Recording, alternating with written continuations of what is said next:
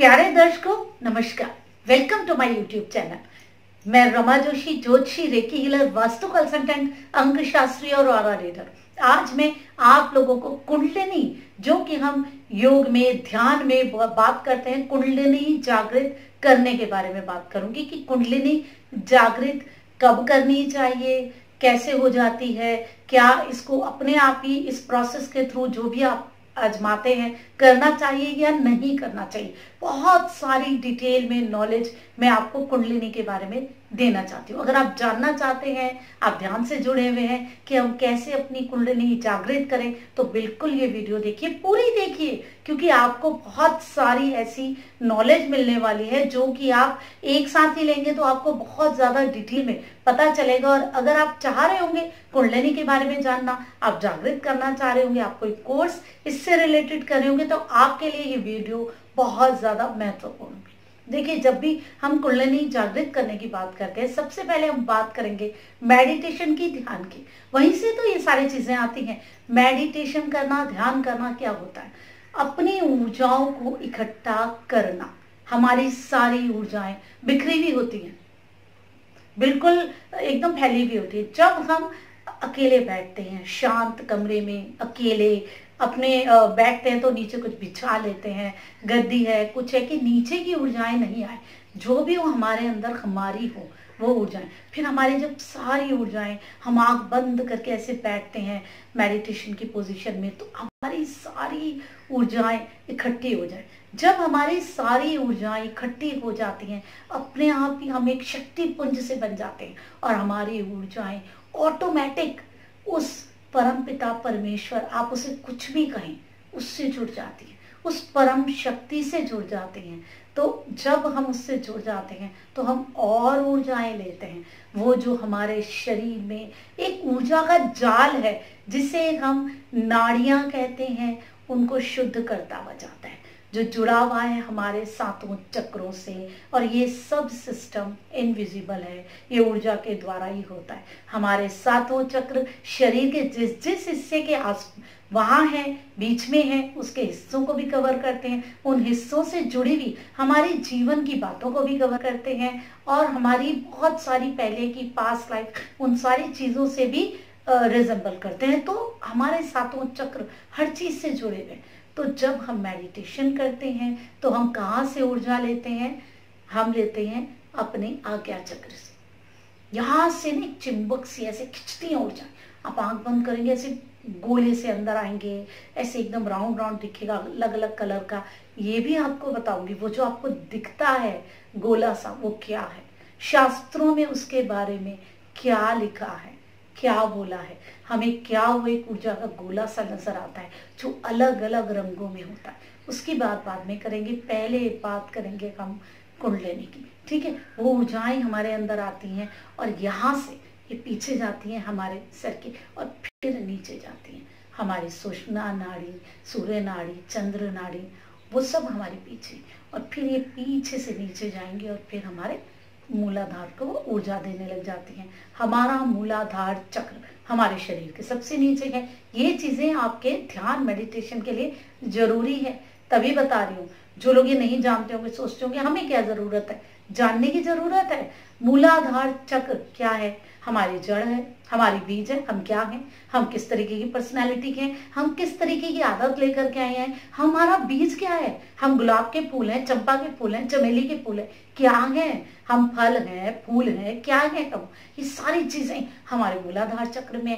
हमारे मूलाधार चक्र के पीछे होती है कुंडलिनी, वहां नहीं होती है, उसके पीछे वाली जगह पे होती है। जैसे सर्प होता है ना, नाग यूं करके बैठा होता है लपेट के, वैसे कुंडलिनी शक्ति वहां पे विराजमान होती है। हमारे शरीर की जितनी भी नाड़ियां है ना, सारी की सारी नाड़ियों को वो ढक के बैठी होती है। ये देखिए, हमारे शरीर के सातों चक्र तो फैले हुए हैं, ऊर्जाएं वहां पे, लेकिन हमारे शरीर की सारी नाड़ियों को वो एकदम, जैसे कहते हैं ना कि खजाने पे एक नाग बैठा होता है, कहते हैं ना कि जहाँ भी खजाना होता है जमीन में, वहां एक नाग बैठा होता है। वैसे ही जो हमारी सारी नाड़ियां हैं जहाँ इकट्ठी होती हैं, वहां वो नाग की तरह कुंडलिनी शक्ति वैसे ही घूम के नाग की तरह बैठी होती है वो शक्ति। वहां पे होती है, और वही उसी के ऊपर घूमता रहता है एक बीज, वो बीज जो कि हम ले करके आते हैं। तो वहां पे बहुत ज्यादा हमारी ऊर्जाओं का जमावड़ा होता है, ये कह लीजिए सारी चीजें हमारी ऊर्जाओं की वही है। काम बीज भी वही है, इच्छा का बीज जो हम लेकर आए हैं वो भी वही है, और उसके बाद कुंडलिनी भी वही है, सारी हमारी नाड़ियों का जो इकट्ठे जो है वो भी वही है, तो सब कुछ वही है। तो मैं हमेशा इसलिए आप क्या कहती हूँ, जब आप ध्यान लगाएं, देखें सामने, ध्यान का लगाएं पीछे, आपकी रीढ़ की हड्डी जहाँ खत्म होती है उसके बाद उसके नीचे है वो, ताकि आप अपनी ऊर्जाओं को लेके वहां डाल दें। हमने कंफ्यूज ही नहीं होना है, सीधे हम अपनी ऊर्जाओं को ले जाके कुंडलिनी में डाल दे रहे, बस हमने बेसिकली जहाँ सारी नाड़ियां हैं सबको शुद्ध कर देना, बेस्ट हो जाएगा। अब वही है कुंडलिनी। आप बहुत सारी चीजें देखते हैं, कुंडलिनी जागृत करने की कोशिश करते हैं, लोग कहते हैं आपकी कुंडलिनी जागृत हो जाएगी। क्या होता है, वो ऊर्जाएं ना आपकी ऊपर की तरफ को आती हैं, ऊपर की तरफ को आती है, एकदम खिंचती जाती हैं। दो तरीके से आती हैं। एक क्या होता है, एक ऊर्जा जो होती है ना आपकी सिर्फ यहाँ तक आएगी, अनाहत तक आएगी, क्योंकि यहाँ पे हमारी प्राण वायु है, यहाँ पे हमारे प्राण है, इससे ऊपर नहीं जाएगी। इससे ऊपर वो तभी जाएगी जब हमारी मृत्यु आएगी, ऊर्जाएं ऊपर जाएंगी, सहस्रार से निकल जाएंगी, जब हमारी मृत्यु होगी तब। और जब हम कुंडलिनी करते हैं, एक ऊर्जाएं हैं वो सीधे उठेंगी और ऊपर तक जाती हैं, सहस्रार तक। सहस्रार चक्र में यहाँ पर आप ये देखिए क्या है, हमारे यहाँ पे अमृत वर्षा होती है, अमृत निकलता है। जब हम मेडिटेट करते हैं ना, यहाँ पे हमें कुछ लगता है, कुछ डिस्चार्ज हुआ, वही अमृत वर्षा है। जैसे हम साइंस में तो हम पढ़ते हैं कि कुछ केमिकल डिस्चार्ज हुआ, बस वही सब है। एक अलग ही अनुभूति हो जाती है, आप कितने भी परेशान हो आप एकदम रिलैक्स हो जाते हैं, सॉल्यूशंस मिल जाते हैं, आपकी ऊर्जाएं इकट्ठी हो जाती हैं। और वो अमृत कहाँ बनता है, आपके स्वादिष्टान चक्र में बनता है वो अमृत, वो रस जो वहां पे निकलता है। इस तरफ हमारे लेफ्ट की तरफ है सूर्य चंद्र नाड़ी। चंद्र नाड़ी आप देखते हैं शिव जी के यहाँ पे चंद्र होता है, ये चंद्र नाड़ी है, हमारे मन से, हमारी भावनाओं से जुड़ी हुई। और शिव जी के गले में नॉर्मली बनाते हैं, इधर तो राइट की तरफ ही बनाते हैं, विष वाला जो नाग होता है, तो वो क्या है, हमारी सूर्य नाड़ी, जिसमें विष भी है, वो स्ट्रांग है, हमारी पावर से जुड़ी हुई है, इन चीजों से जुड़ी हुई। और सिर के ऊपर क्या है, शिव के गंगा बह रही है। हमारा सहस्रार चक्र हमें ऊर्जाओं से जोड़ता है, परम शक्ति से जोड़ता है। ये दोनों चक्र काम करते हैं, ये ऊर्जाओं को खींचता है, वो जोड़ता है। हमारा सहस्रार चक्र हमारा कनेक्शन बनाता है। तभी तो मैं कहती हूँ, जब आप रेकी हीलिंग सहस्रार से कर लेते हैं तो सब उल्टा पुल्टा करते हैं। पहले रोटी कपड़ा और मकान चाहिए, मूल चाहिए, पहले जड़ में पानी डालिए। ऊपर पानी डालने का क्या मतलब है, ऊपर से तो स्वयं अमृत वर्षा होती है। पेड़ के ऊपर तो अपने आप खुद ही फूल निकल जाते हैं, फल निकल जाते हैं, जब आप अच्छे से पानी दे रहे हो। तो आपने जागृत करना है अपनी ऊर्जाओं को, ठीक है। अब ये हमने एक सिस्टम समझ लिया, क्या है, हम किस चीज पे काम कर रहे हैं, क्यों काम कर रहे हैं। हम ऊर्जाओं के लिए काम कर रहे हैं, अब हमने समझ लिया कि इसका सिस्टम क्या है। अब क्या करते हैं कि लोग को ये लगता है, कहते हैं कि आपकी कुंडलिनी जागृत हो जाएगी तो आप जो चाहेंगे जीवन में वो मिल जाएगा, आपको जो चाहिए वो मिलेगा। देखिए, अगर आप मेडिटेशन करते हैं रोज रेगुलर, आप अपने चक्रों पे ध्यान दे रहे हैं, अपने शरीर पे ध्यान दे रहे हैं, अपनी ऊर्जाओं पे ध्यान दे रहे हैं, तो आपकी जो अपनी ऊर्जा है, देखिए हमारी 3 ऊर्जाएं हैं, ये इसी से रिलेटेड है तभी बता रही हूँ। एक है हमारे शरीर की ऊर्जा, एक है हमारे मन की ऊर्जा, ठीक है ना, और एक है हमारी आत्मा की ऊर्जा। इन 3 रूपों में अगर आप अपना ध्यान रख रहे हैं, अपने शरीर का भी, अपने मन का भी, मार नहीं रहे छोटी छोटी चीजों के लिए, और अपनी आत्मा का भी, ऐसा काम नहीं कर रहे कि आपको आत्मग्लानि हो, आपकी आत्मा को वो आपको कचोटती रहे, बुरा लगे, ऐसा कुछ आप काम नहीं कर रहे। तो फिर अगर आप 3 तरीके से अपने आप को संतुष्ट रख रहे हैं, तो आपकी ऊर्जाएं, आप मेडिटेशन भी कर रहे हैं, अपने आप ही इकट्ठी होंगी और परम पिता से जुड़ेंगी, और वैसे ही आपकी सारी इच्छाएं पूरी होती रहेंगी, क्योंकि आपका दृष्टिकोण बदलेगा। आप ऐसी इच्छाएं करेंगे ही नहीं जिनका कोई मीनिंग ही नहीं है, आप अपने दायरे में रहकर ही जिएंगे। जितनी चीजें हैं आप उसी में इतना बेस्ट दे देंगे कि लोग हैरान होंगे कि इसने तो कुछ ऐसा किया नहीं, इस चीज को इतनी बढ़िया तरीके से कैसे कर ले रहा है। आप देखिए ना, कोई छोटी छोटी सी चीजों में लोग इतने स्पेशलिस्ट बन जाते हैं कि उसके बाद भीड़ लग जाती है वैसा काम करने की। लेकिन उससे पहले किसी ने सोची नहीं होती, क्योंकि उसके पास जितनी ऊर्जाएं हैं ना, वो व्यक्ति उन्हीं ऊर्जाओं को अच्छे से करता है। जैसे एक कोई भी कोई सब्जी है, उसका बेस्ट क्वालिटी वो अपने आप की बेस्ट क्वालिटी बन के दिखाता है और उसी में बेस्ट चीज करके दिखाता है, बेस्ट फ्लेवर्स अपने अंदर लेकर के आता है। तो फिर वो अपने आप को सही प्रूफ, ये नॉर्मल प्रोसेस है। आप योगा करेंगे, आप मेडिटेशन करेंगे, आपकी ऊर्जाएं वैसे ही पॉजिटिव जाएंगे अगर तीनों स्तर पे आप अपने आप को पॉजिटिव रखेंगे। लेकिन लोगों को लगता है कि जब आपकी कुंडली जागृत हो जाएगी सारी इच्छाएं पूरी होंगी। बिल्कुल पूरी होंगी, क्योंकि आपका दृष्टिकोण ही बदल चुका होगा। आप जो इच्छाएं करेंगे वो ईश्वर स्वयं पूरी करेंगे, क्योंकि वो तो जुड़ जाएंगे ना आपसे, आपकी ऊर्जाओं से। और आप जो अभी खुद हैं, जो आप देख रहे हैं चीजों को, आप वैसे देखेंगे नहीं, आपकी इच्छाएं भी बदल जाएंगी। वो नहीं रहेंगी जो कि आज है। सिर्फ भौतिक इच्छाएं नहीं रहेंगी, आपकी इच्छाएं बिल्कुल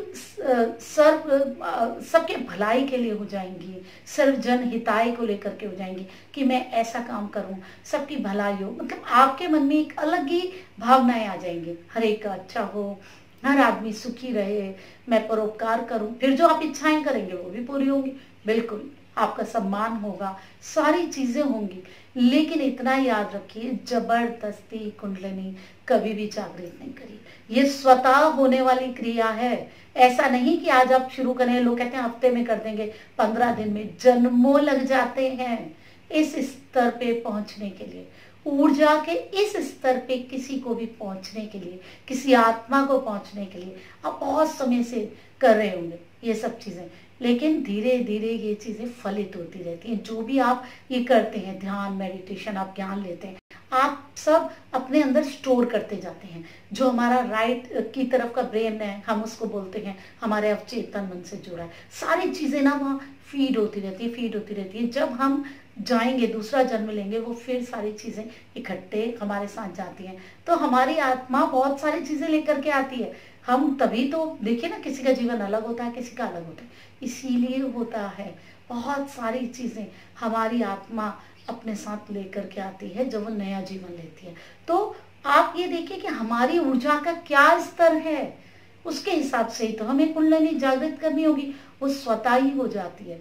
धीरे धीरे आपका लेवल बढ़ता है। पहले आप पहली कक्षा में जाएंगे, तभी तो जाएंगे 12वीं में, तभी तो आप डॉक्टर बनेंगे। आप सीधे ही स्कूल में एडमिशन लेते ही डॉक्टर बना दीजिए, शरीर का पढ़ा दीजिए, वो बच्चा समझ जाएगा, वो कर लेगा। आप कहोगे मैं तो शॉर्टकट में कर रहा हूँ, समझ जाएगा, कुछ भी नहीं समझेगा।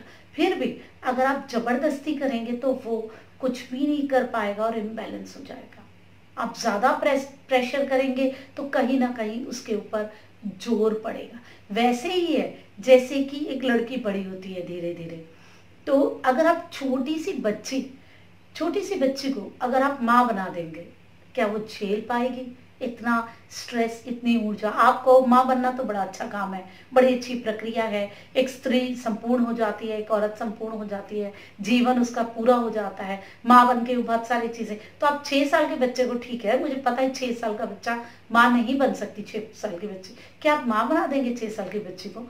कुछ ऐसा हो तो क्योंकि उसका शरीर उस चीज के लिए तैयार ही नहीं है। जब वो धीरे धीरे बड़ी होगी, 13-14 साल में उसको पीरियड स्टार्ट होंगे, उसके बाद वो कहीं ना कहीं उन भावनाओं से रूबरू होगी। आप देखिए जो छोटी बच्चियां होती हैं ना, वो शुरू से ही इस तरीके की करती हैं। घर में घर घर खेलेंगी, किसी को पानी दे रही हैं, खेलने में चाय दे रही हैं, घर में भी उनकी आदत होती है। लेकिन तो इसका मतलब वो भावना उनमें पहले से ही थी। अगर आपकी कुंडलिनी जागृत होनी है तो वो स्वभाव, ऊर्जाओं को पॉजिटिव वे में लेना, जीवन को, ये स्वभाव में आपके पहले से ही होगा। धीरे धीरे जब आपकी ग्रोथ होती रहेगी स्पिरिचुअल फील्ड में, जैसे जैसे आप अपनी मेडिटेशन करते रहोगे, एज की बात नहीं है, जैसे जैसे आप अपना ध्यान, मेडिटेशन, अपनी ऊर्जाओं को इकट्ठा करते रहेंगे, वैसे वैसे आप अपनी कुंडलिनी की तरफ की जर्नी बढ़ाते जाएंगे। फिर आपको कितना टाइम लगता है, ठीक है ना। फिर 13-14 साल में जैसे लड़की को पता चलता है कि हाँ ऐसा भी कुछ होता है कि मुझे अगर माँ बनना है, उसके लिए मुझे हर महीने एक प्रोसेस मेरे शरीर के अंदर चलता है माँ बनने का। एक अंडा बनता है, एक प्रॉपर टाइम होता है, उस समय ही अगर उस अंडे को मिल जाए बीज, तब मैं कहीं ना कहीं माँ बनूंगी। ये सारी चीजें एक बच्ची को समझ आ जाती है, लेकिन माँ बनने की उसकी उम्र तब भी नहीं होती है। उसके बाद कितने साल लग जाते हैं आप देखिए, 13-14 साल की लड़की प्रेग्नेंट हो सकती है। कितने साल, हम बोलते हैं 22-23 साल के बाद उसको नॉर्मली माँ बनना चाहिए। अगर आप 13 साल लें, 7 ये हो गए, अगर आप 23 लें या 22 लें तो 3 और हो गए, 10 साल। जब उसका शरीर माँ बनने की प्रक्रिया उसके अंदर आ जाती है, उसके बाद भी हम कहते हैं कि 10 साल उसे अभी और देने उस चीज को समझने के लिए। लेकिन वो बच्ची है, उस समय उसके अंदर वो फीलिंग्स ही पैदा नहीं होती जो एक सेक्स की फीलिंग होती है। शरीर बनने लग जाता है बहुत धीरे धीरे, 16-17 साल में कुछ ना कुछ उसके मन में फूटते हैं इस तरीके के भाव। फिर वो बड़ी होती है बहुत बाद में। अब आजकल तो खैर बच्चे जल्दी इस तरीके की फील ले लेते हैं, बहुत बाद में उसके अंदर एक सेक्स की फील आती है और फिर आती है माँ बनने की फील। अगर आप एक छोटी सी बच्ची को जो जस्ट अभी माँ बन ही सकती है, या मैंने तो बहुत छोटी बच्ची की चर्चा की, लोग तो एकदम से जो शॉर्टकट कहते हैं ना हफ्ता 15 दिन, तो वो तो 6 साल के बच्चे को माँ बना देने जैसी प्रक्रिया है। तो क्या होगा उस बच्ची का, आप सोचिए ना। उसका बचपन खत्म हो जाएगा, उसकी ऊर्जाएं खत्म हो जाएंगी, उसकी खुशी खत्म हो जाएगी, उसका जीवन ही एक तरीके से समाप्त हो जाएगा, खत्म हो जाएगा, कुछ भी नहीं रह जाएगा उसके अंदर। वैसे ही जब आप जबरदस्ती अपने आप को कुंडलिनी जागृत करें, आपका शरीर, आपकी आत्मा, आपका मन, आपका ऊर्जा का स्तर वो है ही नहीं, आप जबरदस्ती अगर कुंडलिनी जागृत करने की तरफ जाएंगे तो वो आपको सिर्फ नुकसान देगी। आपकी ऊर्जाएं धीरे धीरे उठती हैं, धीरे धीरे बैलेंस होती हैं, धीरे धीरे प्रोसेस होता है। आप जितना अपने ऊपर टाइम देंगे, आप जितना अपनी केयर करेंगे आध्यात्मिक फील्ड में, उतना आप उन चीजों की तरफ बढ़ते जाएंगे। लेकिन कुंडलिनी जागृत करना कोई खेल नहीं है, कोई एक हफ्ते का प्रोसेस नहीं है, कोई 15 दिन का प्रोसेस नहीं है। वो धीरे धीरे होने वाला, स्वतः होने वाला प्रोसेस है। वो धीरे धीरे होता रहता है। जब एक लड़की बड़ी हो जाती है, माँ आपको लगता है अब इसकी उम्र है, ये घर भी अपना संभाल लेगी, बच्चे भी संभाल लेगी, इसका शरीर बच्चा भी ले सकता है, तब उसकी शादी करते हैं।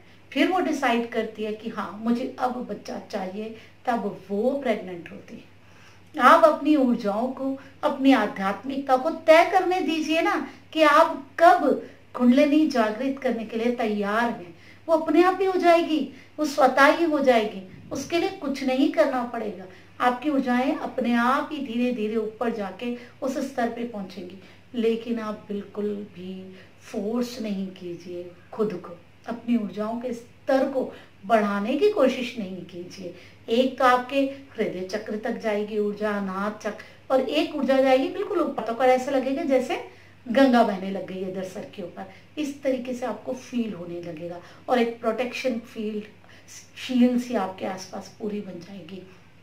आपको एक अलग ही ऊर्जा का एहसास होगा, एक अलग ही एक गर्मी सी महसूस होगी, एक आनंद महसूस होगा। वो ऐसा आनंद जो आप कई बार देखते हैं, बड़े बड़े कई लोग ध्यान करते हैं, उनके चेहरे पे होता है एक वो बच्चे वाला भोलापन, एक उनको परवाह नहीं होती किसी चीज़ की, वो जो एक प्यार, एक भोलापन, जिसको हम मेडिटेशन में, रेकी हीलिंग में गुलाबी कलर कहते हैं, पिंक कलर कहते हैं, वो एकदम लव से जुड़ा हुआ है। वो वैसा लव, अनकंडीशनल लव, जब आप हर एक से अनकंडीशनल लव करने लग जाते हैं, वो फील है।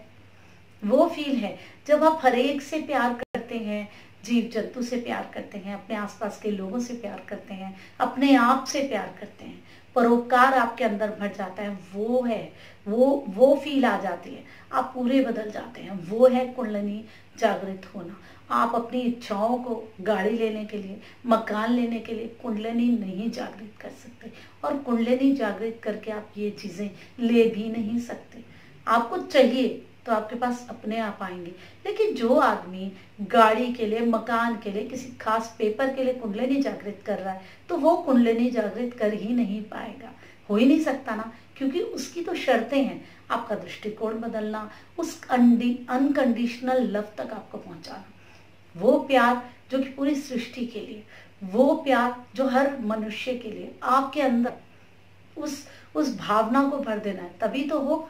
उस ममता को भर देना है, तभी तो आप सबके लिए आप एक तरीके से माँ बनेंगे। माँ तो अब मैं स्त्री हूं तो ऐसी बातें कर रही है, मतलब आप पुरुष भी होने के बाद आपके अंदर इतनी क्षमता बन जाएगी कि आप किसी चीज का सृजन कर सकते हैं, जोड़ सकते हैं। आप उस लेवल पे बन जाएंगे और आप इतना ज्यादा बढ़िया सृजन करेंगे, आपके आसपास पॉजिटिविटी रहेगी, आप जहां जाएंगे वहां पॉजिटिविटी फैलेगी, आप चीजें अपने आप क्लीन होने लगेंगे, एटमॉस्फेयर। किसी का कोई परेशानी कहेगा बस एक बार ही मेरे घर आ जाओ, आप आए थे ना, उसके बाद हमारे काम बनने लग गए। क्या है आपके ऊर्जा में? आप आते हो तो बस आपकी शक्ल देख लेते हैं, सारे काम बन जाते हैं। कहते ना इसकी शक्ल देख ली ना, सारा दिन बिगड़ गया। आपकी शक्ल कोई देख लेगा, सारे काम बन गए। क्यों? क्योंकि आपकी ऊर्जाएं इतनी ज्यादा पॉजिटिव हो गई है। वो जो आपके अंदर फील है अनकंडीशनल लव का, वो आपको मन के स्तर पे, शरीर के स्तर पे और आत्मा के स्तर पे उठा के रखेगा। क्योंकि वो अनकंडीशनल लव आपका खुद से भी तो होगा। तो आप अपने शरीर का भी ध्यान रखेंगे, अपने मन का भी ध्यान रखेंगे और दूसरों का भी ध्यान रखेंगे। वो बहुत ऊपर की प्रक्रिया है और आपको पता भी नहीं चलेगा। जिनकी हो गई वो ऐसे नॉर्मल रह रहे हैं, जी रहे हैं, इन सब चीजों से ऊपर उठ के वो डिस्कस भी नहीं करेंगे। इसलिए ये चीजें यूं ही आपको लग रहा है कि भाई हो गई, मैं सीख लूंगा, मैंने तो कर ली थी कुंडलिनी, मैं तो यहाँ तक पहुंच गया था, मेरी होने ही वाली थी। जब लोग जबरदस्ती फोर्स करने लग जाते हैं ना इस तरीके से अपने ऊपर या किसी और के ऊपर, तो कहीं ना कहीं परेशानियां आती हैं, मेंटल प्रॉब्लम्स आती हैं, साइकोलॉजिकल प्रॉब्लम्स आती हैं। व्यक्ति जो कहीं ना कहीं एबनॉर्मल सा बिहेव करने लग जाता है, कुछ का कुछ हो जाता है। आप देखिए ना, कई बार ये होता है, कोई कहता है मैं मेडिटेशन कर रहा हूँ, ये कर रहा हूँ, मैं हंस रहा हूँ, मैं बहुत ज्यादा रो रहा हूँ। थोड़ा थोड़ा होता रहता है, रेगुलर ही हो रहा है, अति हो गया। तो आप अपने आप को जबरदस्ती विक्षिप्त सा ना बनाए, पागल जैसा ना बनाए। क्यों करना है ऐसा काम कि हमारा शरीर परेशान हो, हमारा मन परेशान हो? जो एक होने वाली स्वतः एक आनंद देने वाली प्रक्रिया, इसको क्यों फोर्स करके बिगाड़ा जाए? वो प्रक्रिया जो हमारे जीवन को पूरा बदल देगी, हमें बदल देगी, हमारे अस्तित्व को बदल देगी, उसको हम ऐसे नहीं करें। तो कुंडलिनी जागृत करने के लिए अपने ऊपर पहली चीज आप फोर्स नहीं करें, वो धीरे धीरे आपके लेवल को उठाने के बाद अपने आप अचीव होगी। और कब हो जाएगी आपको समझ नहीं आएगा। आपका दृष्टिकोण बदलेगा, आप बदलेंगे, आपकी लाइफ बदलेगी, सारी चीजें बदलने लग जाएंगी आपके आसपास। आप देखिए कितना आनंद आएगा फिर उसमें। तो ये वीडियो मैंने कुंडलिनी में बनाई, उम्मीद करती हूँ कि आपके बहुत सारे सवाल जो कि इस चीज से रिलेटेड है वो आपको मिल गए होंगे। तो देखिए, मेडिटेशन, रेकी हीलिंग, वास्तु, अंक शास्त्र, ज्योतिष, इनके बारे में आप बहुत ही डिटेल में और इजी लैंग्वेज में जैसे आप बात करते हैं वैसे, क्योंकि ये थोड़े से गूढ़ विषय हैं, ये रहस्यमय विषय हैं, इनके बारे में हम जब समझते हैं तो गहराई में समझ ही नहीं पाते। आप जानना चाहते हैं तो मेरी वीडियोस रेगुलर देखिए, मेरे चैनल को सब्सक्राइब कीजिए, वीडियो अच्छी लगती है तो लाइक जरूर कीजिए। और आपने क्या क्या कोशिश करी कुंडलिनी के लिए और आपको क्या क्या चीजें समझ में आई, आपके कितने डाउट्स क्लियर हुए और कौन से डाउट है वो भी आप मुझे कमेंट्स में डाल के बताइए, ताकि मैं उन चीजों को और लेकर के अच्छी अच्छी आपके लिए वीडियोस बनाती रहूं। ऐसे ही मैं आपके लिए अच्छी अच्छी वीडियोस लेकर के आती रहूंगी। तब तक आप अपना सम्मान करें, अपनों का सम्मान करें। मैं रमा जोशी, नमस्कार।